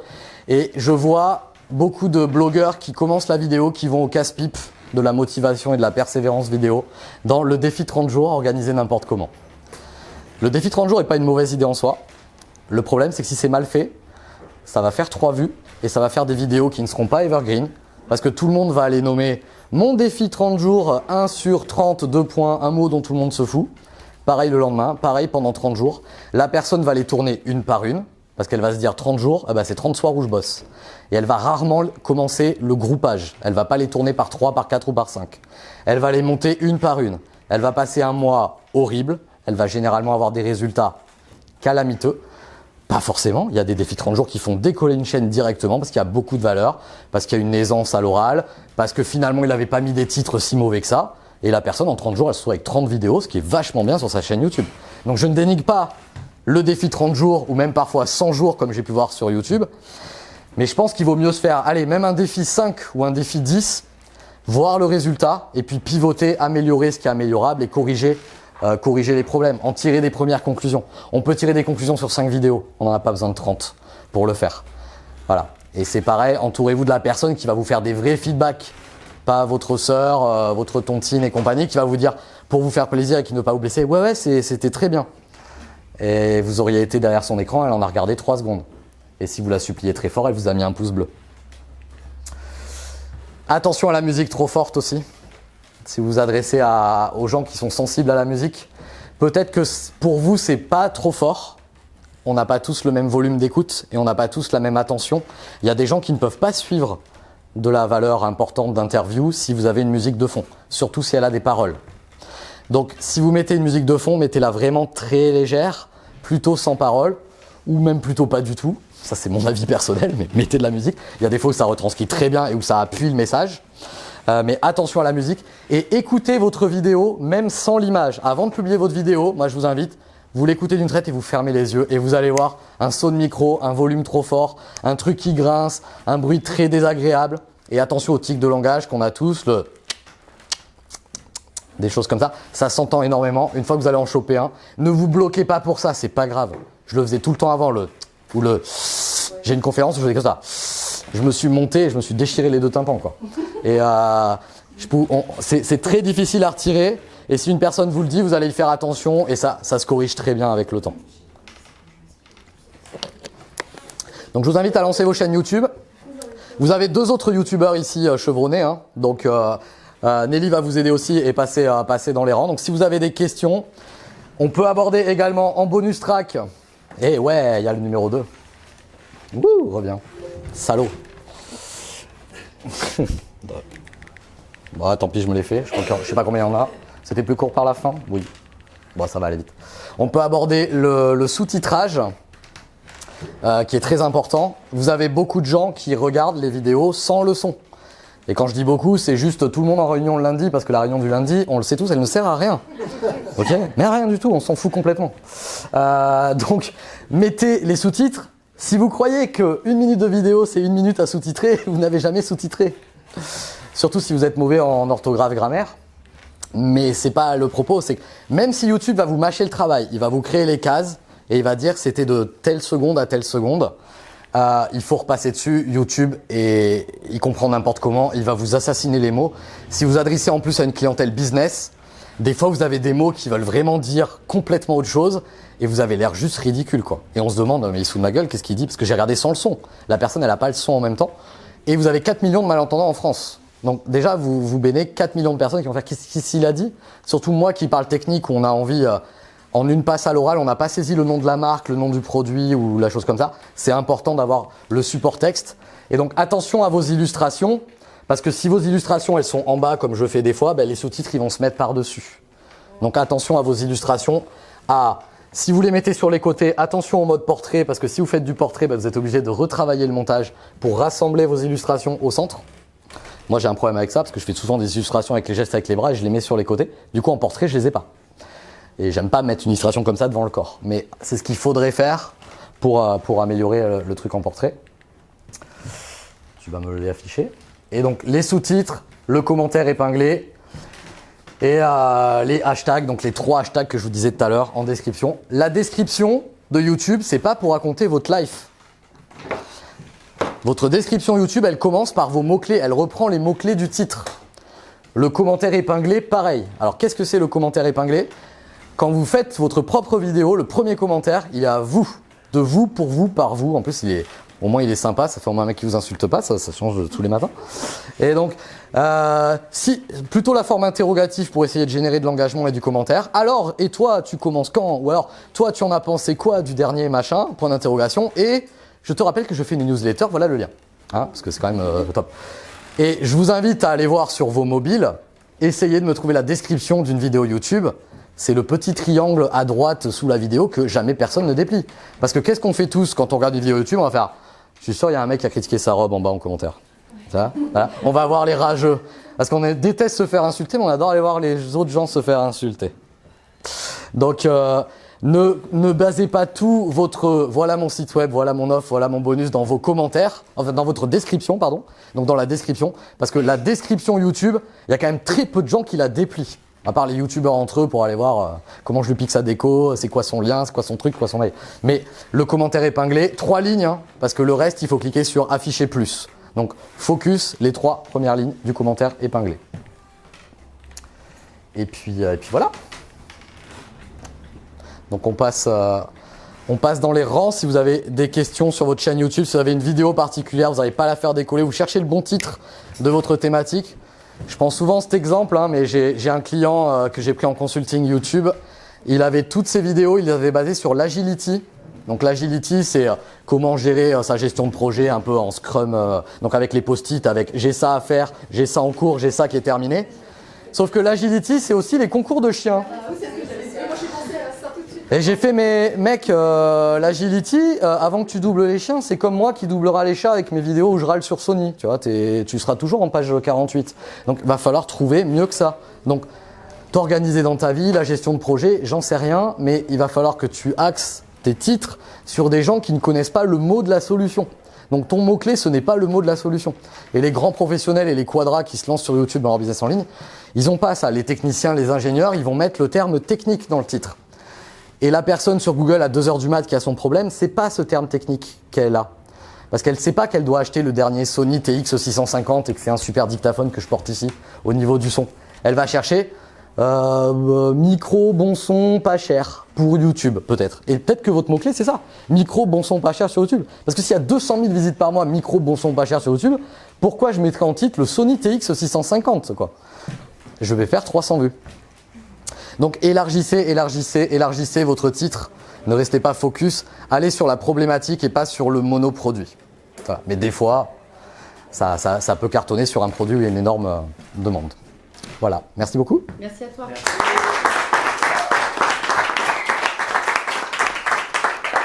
Je suis fière de lui. Il tient les horaires. Bravo. Ouais, mais ça c'est... La première fois de sa vie. C'est parce que je suis plus fonctionnaire maintenant, on a dit l'horloge, t'arrêtes. Tu vois.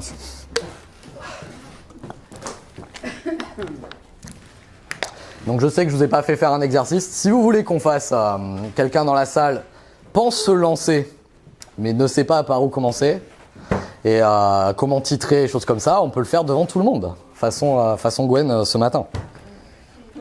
Non, je veux pas toute seule dans mon coin. Non, moi je vais lancer ma chaîne Oui, très prochainement. Ça va. ce soir, Non, mais ce soir, cette nuit. non, mais la semaine prochaine, quoi. Et il me faudrait peut-être un nom de chaîne. Trouver le nom de chaîne, ça nous a pris des mois et des mois. Ça peut se changer dans un deuxième temps. Ouais. Alors, évidemment, il faudra en changer la bannière, les codes, les choses comme ça. Votre nom de chaîne est indépendant du compte Gmail avec lequel vous allez créer la chaîne. Pour créer une chaîne YouTube, il faut un compte Gmail. Tous ceux qui ont du Android dans la salle en ont déjà un. Créer un compte dédié, ça peut servir. Le jour où on vous pète votre mail, on ne vous pète pas votre chaîne YouTube, ce serait dommage de perdre tout d'un coup. Car je vous rappelle que vous gérez tous très mal vos mots de passe, une fois les petites étoiles passées. Et trouver le nom de chaîne, c'est un vrai sujet marketing. Là, du coup, c'est pas un sujet de youtubeur. Qu'est-ce qui parle à ton avatar? Qu'est-ce qui parle à ta cible? Qu'est-ce qui se retient? Qu'est-ce qui se prononce bien en français et anglais si t'as une double audience? Moi, tu vois, langue de geek auprès des quadras anglophones, c'est mort, quoi. Langue de geek, le mec, il a rien compris. Il sait pas comment écrire. Et un petit détail que j'ai rajouté là dans mes vidéos, je ne me présente plus en bonjour, c'est langue de geek, mais en bonjour, c'est Manu de languedegeek.fr. Ça change presque rien, mais vous avez cité votre site web et vous avez un peu montré quand vous présentez une deuxième personne que déjà vous êtes une équipe, que vous êtes plusieurs autour d'un même projet. Et vous avez cité votre site web. Parce que la semaine dernière, j'ai encore entendu quelqu'un que je connais très bien qui me fait « Je savais pas que tu avais un site web ». C'est combien d'heures j'ai passé dessus? Et c'est intolérable pour moi. Alors si vous commencez toutes vos vidéos par ça, voilà, moi c'est un petit plus que j'essaye d'appliquer maintenant. Et quand je me présente, je dis pas « Je suis Langue de Geek », mais « Je suis Manu de languedegeek.fr ». Après, le marketing du prénom, bon, ça a fait son temps, hein, Monique Ranou et compagnie, voilà, hein, on a vu les prénoms fleurir sur toutes les marques comme ça. Est-ce que c'est adapté aux youtubeurs? Je sais pas. Est-ce que tu veux faire vraiment du personal branding, lifestyle et être en gros comme ça, libre avec le Eiffel Tower sur la bannière? Oui, il faut que ce soit toi. Est-ce que tu mets ton prénom-nom comme chaîne? Peut-être pas. Est-ce que ça va être ton bébé ou plus tard vous serez plusieurs? Est-ce que tu veux parler du projet en te détachant de ton nom? Voilà. Donc la chaîne c'est toi, c'est ton prénom-nom. Si c'est ça, si tout est personnel brandé sur ton nom et ton Insta il est à ton propre nom, donc c'est la continuité et essayer d'aligner le même nom partout. Parce que sinon dès que t'en parles, tu vas être obligé de faire la phrase qui rattrape le truc du « Alors sur Insta c'est tel nom, sur YouTube c'est tel nom, sur Twitter c'était déjà pris donc tu rajoutes 48 au bout et c'est horrible. » C'est ces phrases de fin de YouTube avec des call to action avec 70 propositions. Donc gardez la value la plus forte à la fin. C'est très dur hein, les call to action sur YouTube, il y en a beaucoup à dire, mais il n'y a rien de pire qu'une conclusion qui fait n'oublie pas de t'abonner à la chaîne, de mettre la cloche, de voir mon site web, de venir sur ma newsletter, de venir visiter mes réseaux sociaux et de venir et d'aller mettre un commentaire. Donc distillez-les le long de la vidéo, un petit peu tout le long. Mettez-en un petit peu au début, un petit peu à la fin. Le long de la valeur, quand vous avez vu, j'ai fait là une super punchline, là c'est l'instant émotion. C'est peut-être là qu'il faut mettre le petit truc qui danse avec le bouton s'abonner et la cloche qui danse. Parce que c'est peut-être là que vous avez déclenché l'action de faire l'abonnement. Alors que bonjour, abonne-toi. Ouais, mais je te connais pas, mec. Ça, c'est un peu trop tôt. Mais à la fin, n'oublie pas de t'abonner, c'est peut-être un peu trop tard. Donc la question de où est-ce que vous mettez les call to action pour vous abonner, c'est une question infinie. Et c'est une question à laquelle j'ai pas de réponse parce que YouTube avec sa cloche, c'est terrible, mais c'est difficile aux gens de leur dire en plus de t'abonner, il faut que tu ailles cliquer sur la cloche et ça serait bien que tu affiches toutes les notifications de ma chaîne. Surtout si je traite différents sujets et que donc tous les sujets ne vont pas t'intéresser. Vous risquez de saturer la personne. Donc ayez attention à pas faire une chaîne fourre-tout et juste parce que c'est pratique de faire de la vidéo, j'ai pas de place dans mon ordi, je mets sur YouTube, c'est pas grave. Et qu'il y ait vraiment une cohérence de thématique parce que si vous abordez toutes vos passions sur la même chaîne YouTube, les gens vont pas s'abonner, ils vont juste dire c'est la chaîne où le mec il stocke toutes ses vidéos quoi. Il y a la vidéo de vacances, il y a la vidéo d'un test produit, il y a la vidéo de machin, c'est pas cohérent. Donc je dis pas qu'il faut commencer par 2 chaînes YouTube. Hein. Il y a des gens qui se lancent tout de suite dans le blogging ou YouTube sur 2-3 chaînes. Sur 2-3 chaînes pour séparer les thématiques. Ou alors le français-anglais qui est une autre problématique. Comment faire pour traiter différentes langues? YouTube permet de faire les sous-titres sur 2 langues. YouTube permet de dupliquer le titre. Une personne anglaise verra votre titre anglais. Une personne française verra votre titre français. Mais clairement, au niveau d'anglais qu'il y a en France, si vous êtes une chaîne française, vous faites de l'anglais, vous tuez tout le monde. Après, ça dépend qui te suit. C'est sûr. Regarde dans les analytics aussi. Ouais, vous avez des analytics très précises sur YouTube. Ça peut aussi être une valeur. Moi, au B2B, je leur explique ça. C'est toi qui connais pas ton avatar. En tout cas, ça va t'apporter ton avatar de YouTube. Mais YouTube, tu auras toutes les statistiques et la puissance de Google dessus. Donc, tu vas savoir les hommes, les femmes. Tu vas savoir la géographie. Tu vas savoir combien de temps ils te regardent, la tranche d'âge. Moi, j'ai pas de mineurs. Les mineurs ne me regardent pas. Mes sujets n'intéressent pas les mineurs.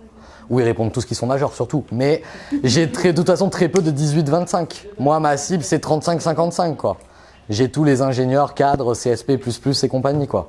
Tous les administrateurs tech, réseau, système qui aiment que ça développe quand même et que ça dure pas 3-4 minutes. Parce qu'en 3-4 minutes, je peux pas aborder mes sujets. Et 90, ouais, peut-être même 99% d'hommes. Donc j'espère faire mieux sur la 2e chaîne. Et puis que ma chérie viendra à l'image avec moi pour vous aider. Ouais, on va essayer de féminiser la 2e chaîne. Ouais. Donc qu'elle soit moins tech et moins... On peut montrer aussi qu'il y a des femmes entrepreneurs. Évidemment. Ouais. Ah ben oui. C'est super important. Mais il y a peut-être plus d'appréhension à passer à l'image, de par fait de la critique, de l'image et des commentaires qui sont Je pense qu'il faut très violents sur YouTube. Voilà, c'est ça. Je crois qu'il y a vraiment une étape d'affranchissement à cet endroit-là, parce qu'en fait, il n'y a pas le droit de réponse quelque part. Ou alors tu pars dans des C'est infini. dans les ténèbres. C'est du temps perdu, tu peux t'énerver toute la journée pour un commentaire négatif. Mais Ça ça, sert ça à- demande une préparation comme Complètement. si tu montais sur un ring. C'est En fait, sûr. moi, c'est vraiment la perception que j'ai. C'est de me dire, ok, je vais, de toute façon, c'est clair, sinon je ne serais pas ici ce week-end, mais de me dire, sois prête, quoi. Et même si tu es prête, tu vas te prendre des coups. De toute façon, on Mais peut pas plaire en à tout tant le que monde, nana, donc t'auras mais forcément déjà des dans la commentaires nous sommes négatifs. d'accord, mais là encore plus, Mais parce que c'est assez Il faut pas insidieux. rentrer dans le jeu de répondre agressivement parce qu'après, des fois, Bah, déjà de répondre ça va tout être court. sans fin. C'est quoi la technique notamment? Est-ce que de répondre tout court déjà c'est une technique intéressante? Moi, j'aime bien répondre par envoyer des fois. Je sais pas, Moi aussi. Alors si on mon peut, style te c'est plaît ce pas, que elle t'empêche j'observais. d'aller sur une autre chaîne. J'observerais ça, voilà. Avec humour, avec voilà, histoire de venir désamorcer comme on dit en général. Bon, regardez pas, on va mettre ça là parce que l'autre elle est vraiment pourrie. De toute façon, le commentaire, il se fait, Tu te calmes. il se fait bananer. Et c'est banané? D'accord. Tu peux dans ta chaîne aussi mettre des mots interdits. Ah! Oui, tu peux interdire des mots. Tous les commentaires, genre gros cul, quoi. Je ne supporte pas mes fesses. Quoi, les commentaires, cette meuf elle a un gros cul, je veux pas ces commentaires-là. J'adore ça. Et en fait, tous les commentaires, il y a quelqu'un qui va écrire ça. C'est moche, machin, ce que tu veux. Et il va se faire directement bananer, il sera jamais publié sur la chaîne. Alors, petite problématique de YouTube, un peu comme Facebook hier. Il y a deux interfaces et YouTube n'arrive pas à tout mettre dans la nouvelle. Donc quand on commence YouTube, c'est un peu comme le Facebook d'hier où tout le monde ne voit pas la même chose. Ça, c'est la nouvelle interface de YouTube avec des beaux menus. Moi, j'utilise plus l'ancienne. Donc, même moi, tu vois, je suis plus à l'aise sur l'ancienne. Et sur la nouvelle, le problème, c'est que elle va être modifiée. Ce qui a une vraie problématique pour moi, proposer une formation vidéo qui va donc figer dans le temps l'interface.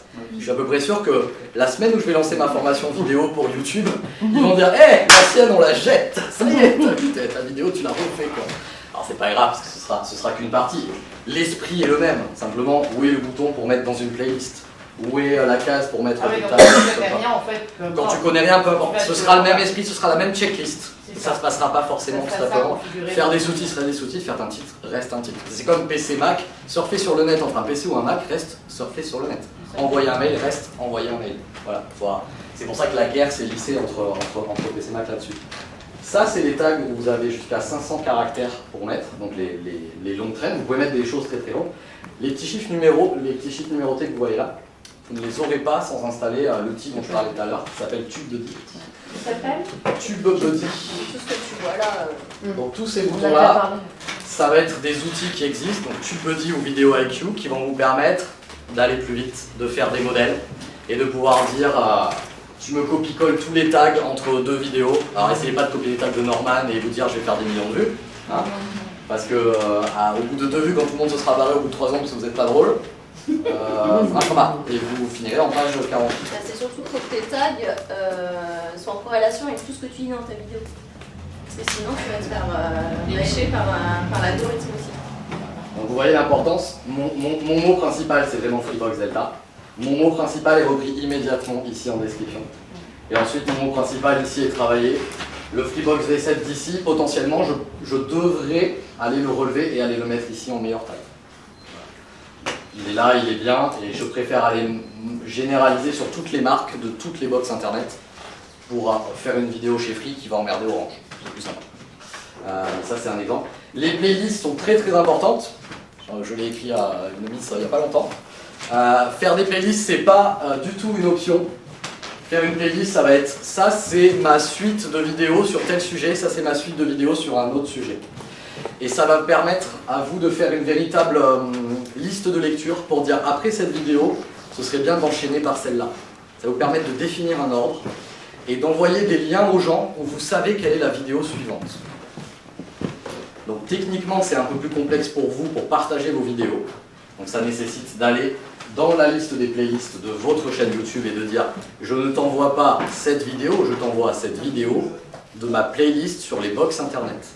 Et je sais pertinemment que la deuxième vidéo que tu vas voir, si tu vas au bout bien évidemment, ce sera celle-là. Et ça va vous permettre de travailler des stratégies de partage sur un client, je vais faire une vidéo courte de 1 minute qui est un truc événementiel péchu avec de la musique. Mais en fait, la vidéo que je voulais que voit cette personne, c'était la vidéo numéro 2. Mais ça aurait été trop gros sabot de dire « Tu veux voir la vidéo sur ma conférence ?» Oui, vous êtes qui? Qu'est-ce que c'est? Qu'est-ce qui se passe? Non. Par contre, avec ce lien playlist là, avec une vidéo d'1 minute, très péchu, très musicale, très grand public, mais qui dure qu'1 minute, je sais que ça enchaîne avec ma conférence. Et je sais que je vais peut-être aller chercher comme ça des personnes en haut. Bon, ça c'est des trucs à moi sur lesquels je... Non, mais ce qui est intéressant aussi quand tu donnes un lien de ta vidéo avec, qui vient d'une playlist, c'est qu'il va avoir sa vidéo et à côté, en proposition, tu vas avoir toutes les autres vidéos de la playlist et pas vidéo chaton, les vidéos normales. Voilà, C'est que toi qui es c'est une des proposé. questions que je voulais vous poser parce que pour le peu qui suit, quand je vais suivre un truc, systématiquement derrière il y a une autre vidéo qui s'enquille, alors que là du coup tu Qui prends parfois le lead. rien à voir en plus. Nous sommes bien d'accord. Et du coup tu prends le lead sur la continuité de ce vers quoi tu orientes. Et la personne, du coup, elle peut enchaîner 2, 3, 4 vidéos si elle a le temps. Ça va vraiment permettre de bloquer cette colonne. Ça s'enchaîne sur tes vidéos, ça s'enchaîne pas sur une vidéo qui n'a rien à voir. Alors, Dans ta petite vidéo de 1 minute, tu dis t'as lié sur cette vidéo. Alors pas du tout, c'est toi qui as tout réglé. Le client il fait absolument rien.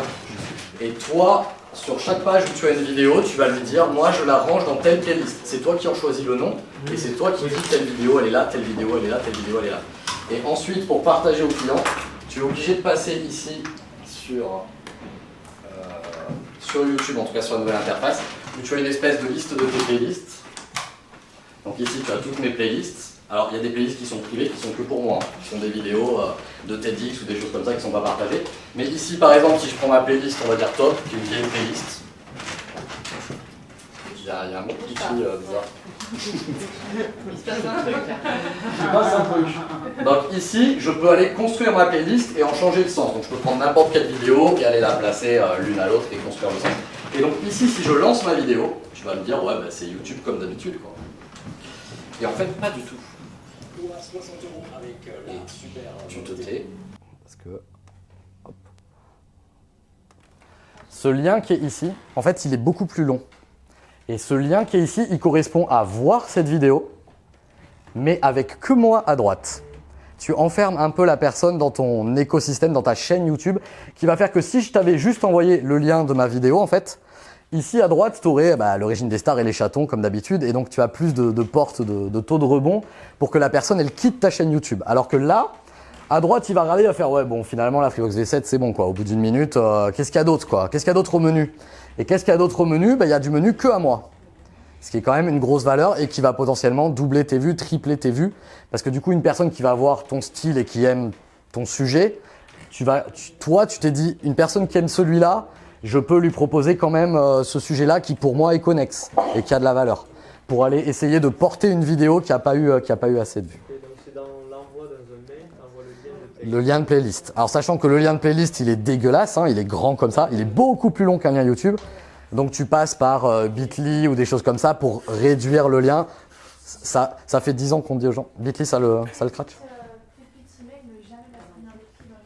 D'accord. D'accord. Donc lien long. T'as un réducteur qui marche mieux ou non, tu mets lien long? D'accord. Oui, c'est vrai. Alors s'il y a un bouton clic ici, il n'y a pas de problème puisque le lien peut être long, il y a que les informaticiens qui regardent qu'est-ce qui s'affiche en bas en long. D'accord. Ok. Non mais très, très bon type sur le mailing, tu maîtrises beaucoup mieux que moi.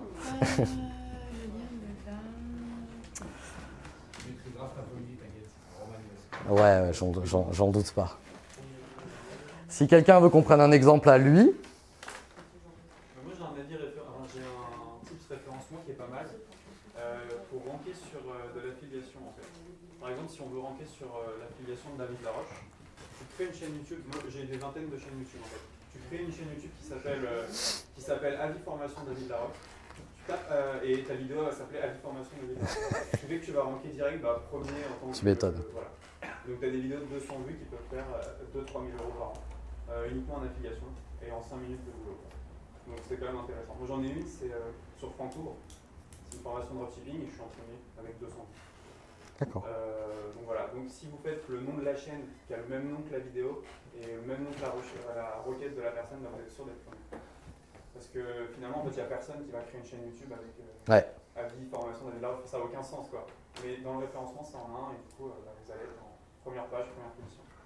Je sais pas si ça plaira à David Laroche, mais ouais. Mais évidemment, c'est un bon type. Il y a eu, J'ai pas fait sur David ouais. Laroche. Il y a un truc sur Micode qui a été fait dans le même style. Donc, Micode est un YouTuber qui a défié un peu la chronique au niveau de la croissance, qui en 4-5 vidéos a fait 250 000 abos au niveau tech. Et on n'a jamais su s'il avait trouvé une bidouille ou pas. Mais En fait, le truc, c'est que quand vous avez un mot-clé type avis formation, c'est des gens qui ont une carte à la main et qui Ouais. veulent juste être rassurés qu'on leur Avant dit, d'acheter, ouais. tu peux acheter. Et donc, du coup, il y a votre vidéo, il y a votre lien, et c'est parti quoi. ouais, c'est une bonne technique pour aller, pour aller mettre son lien d'affi. Ouais. Bah, surtout sur une formation où tu vas avoir 1000 € en affi, c'est intéressant. Exactement, ouais. Et ça prend pas de temps. Et je l'ai fait tout au début où je n'osais même pas montrer ma tête en fait. Et ben voilà, quoi, ça paye sur le long terme. Donc ça, c'est cool. Merci. Bah, écoute, on va se lancer. On va cloner des chaînes YouTube avec avis formation de vous tous. Si vous voulez, allez-y. Allez, allez. Moi, ça m'arrange. J'ai pas de programme d'affiliation, mais on peut le créer d'ici ce soir. Voilà. La semaine prochaine, on a 20 chaînes.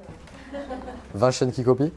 Quelqu'un veut un exemple, un tips, une problématique aux yeux de tous? Si Vanak veut nous dire comment il a fait ces 235 000. Est-ce que c'est le temps? Est-ce qu'il y a eu une vidéo qui a cassé le, qui a cassé le truc? C'est ta baguette magique? Ça m'étonne pas.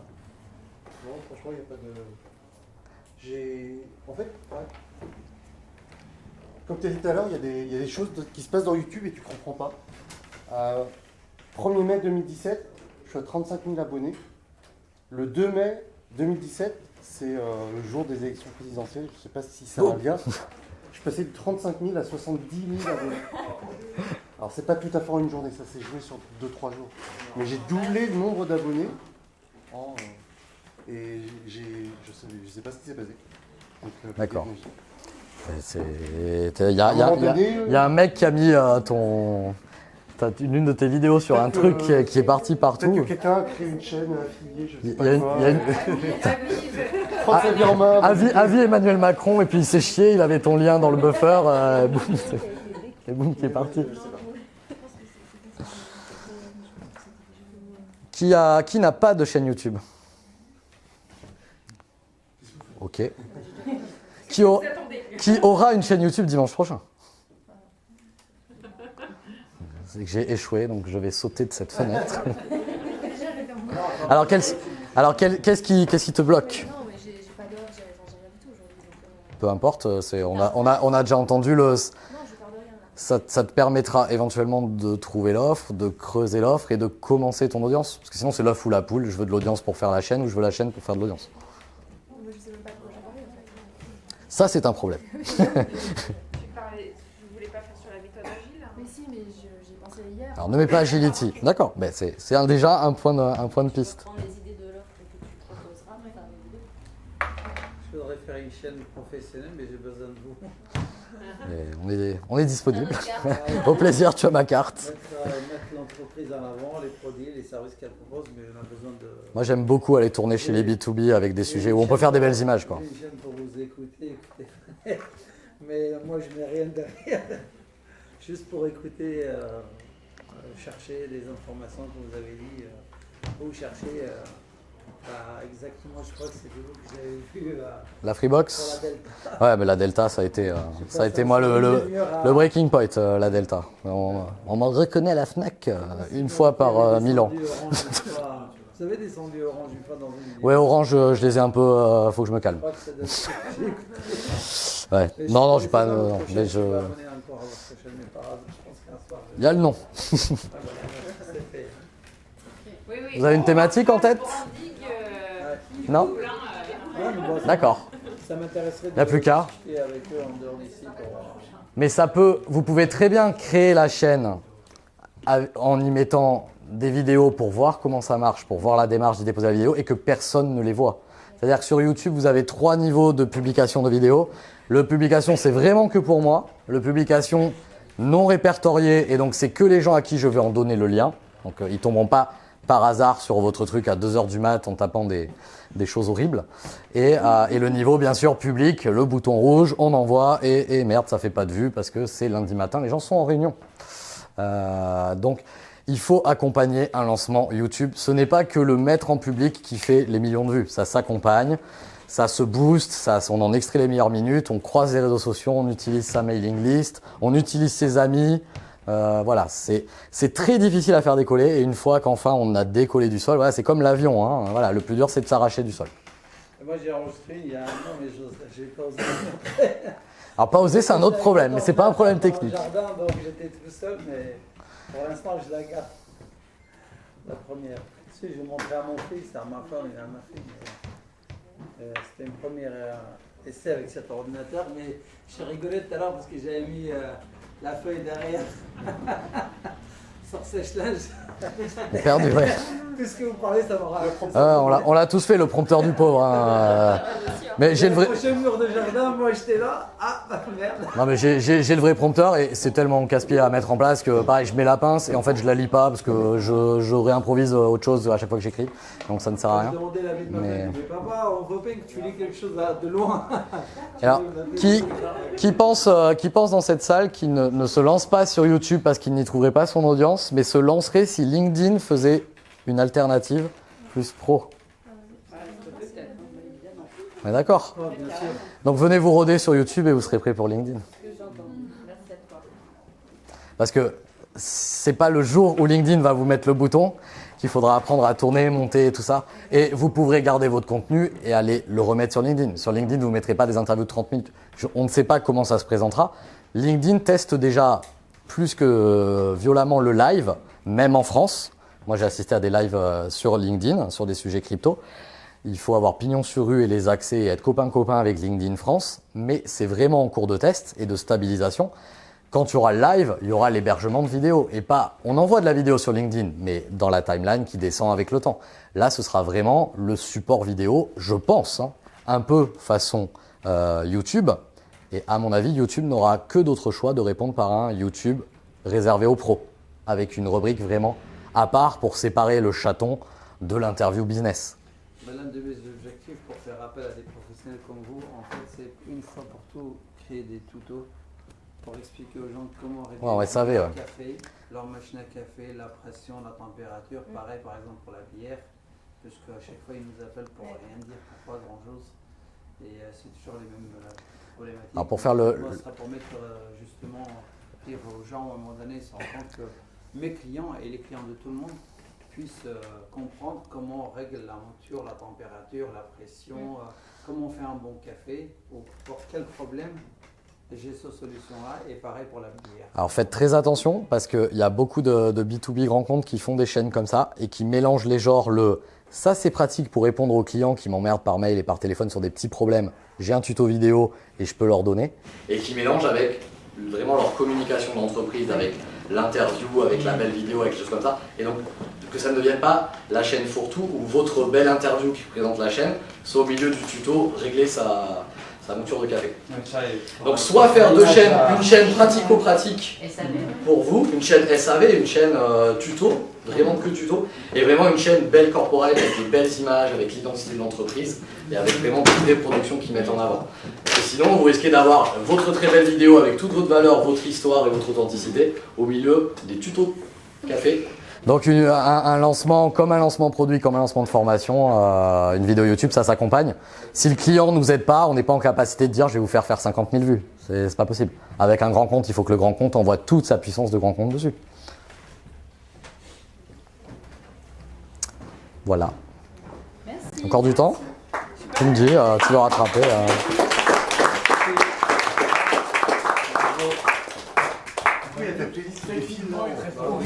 Pas bête ça. Non, mais c'est de la vue comme ça. Surtout vous regarde. Abonne-toi. Il n'y a que moi qui me regarde toutes les vues là, c'est moi. Une vue, c'est quoi? Quelqu'un qui regarde 1 minute, 3 minutes. Je crois que c'est à 30 secondes actuellement. En tout cas, c'est plus de 3 secondes pour éviter les fermes d'Indiens qui font clic, clic, clic sur des rangées de téléphone. Parce que moi, je regarde souvent pas les vues, parce que la dernière semaine, c'est avec toi et c'est Ouais. Je crois que c'est une trentaine de secondes actuellement.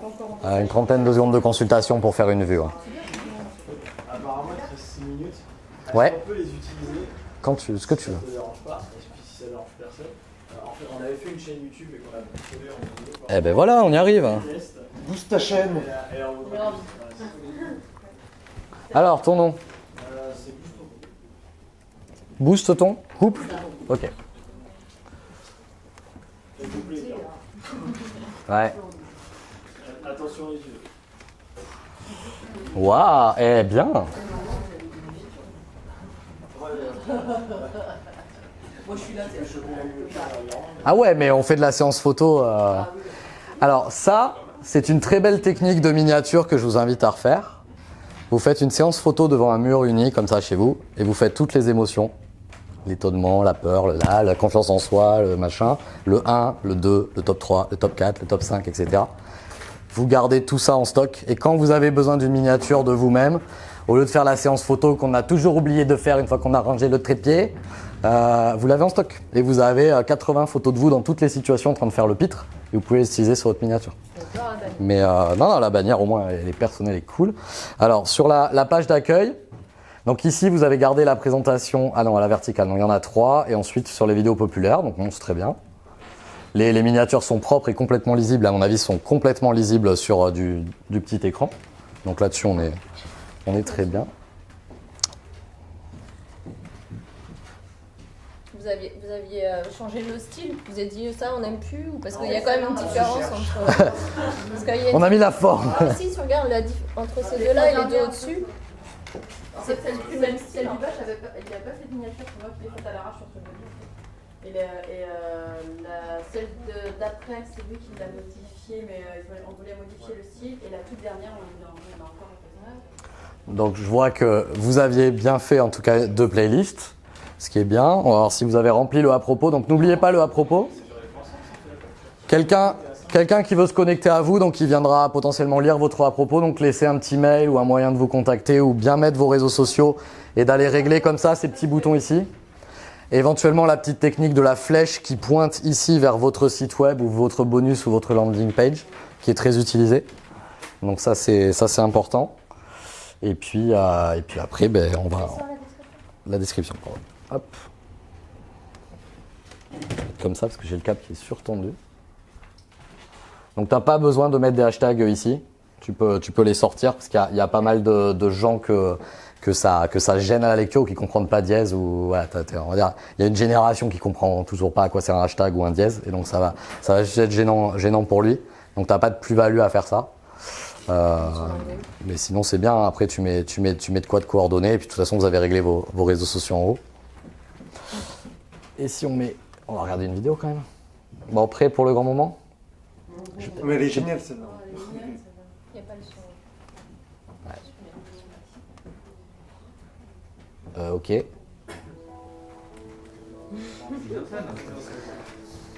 Dis donc.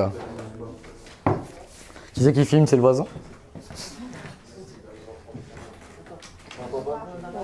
On n'entend pas? Ah parce qu'il faut l'avoir, elle dure pas longtemps en plus. La petite intro et tout, hein. Tu vois le Sony collé sur lui.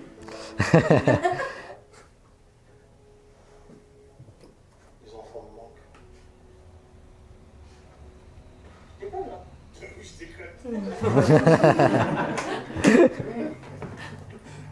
Et est-ce qu'on n'aurait pas les Futuring une fille là?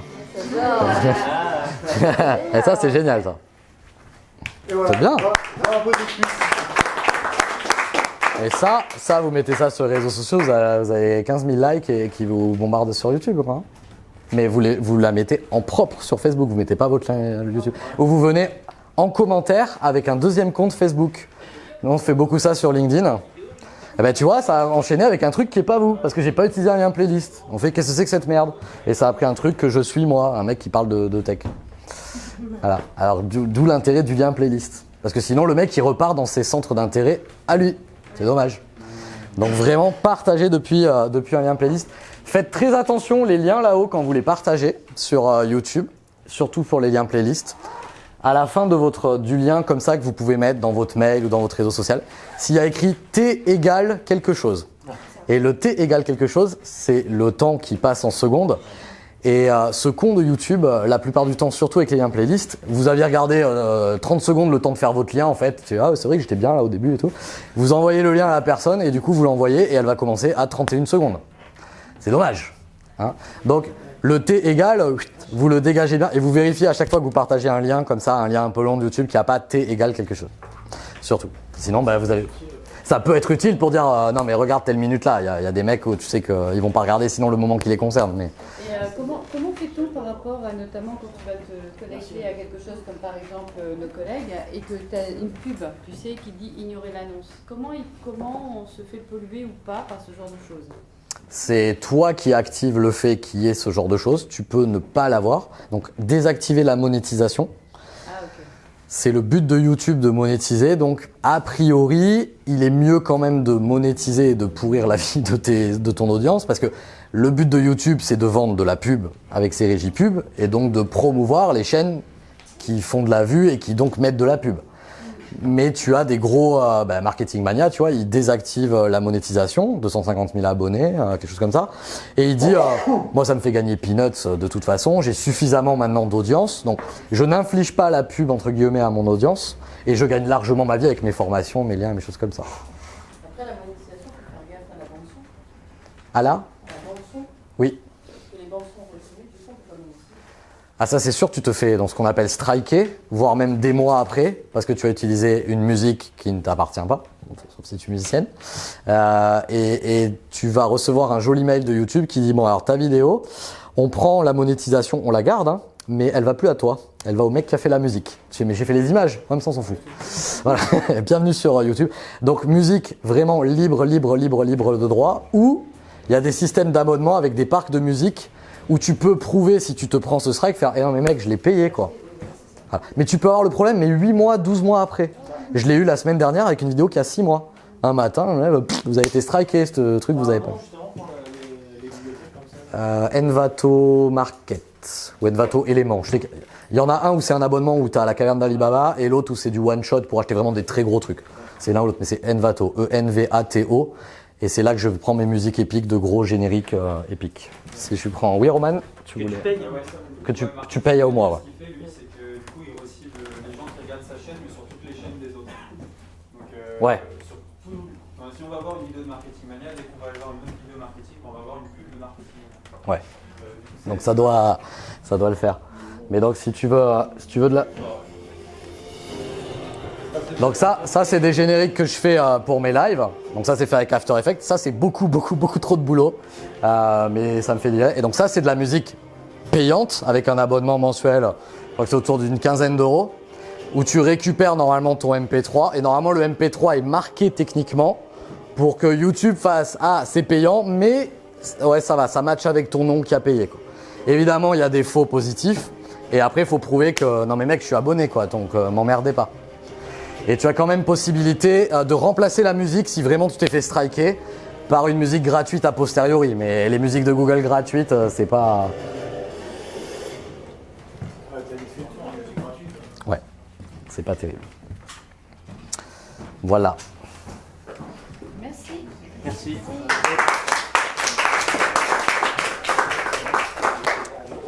Donc ceux qui n'osent pas en public, n'hésitez pas à venir nous voir en privé sur n'importe quel sujet.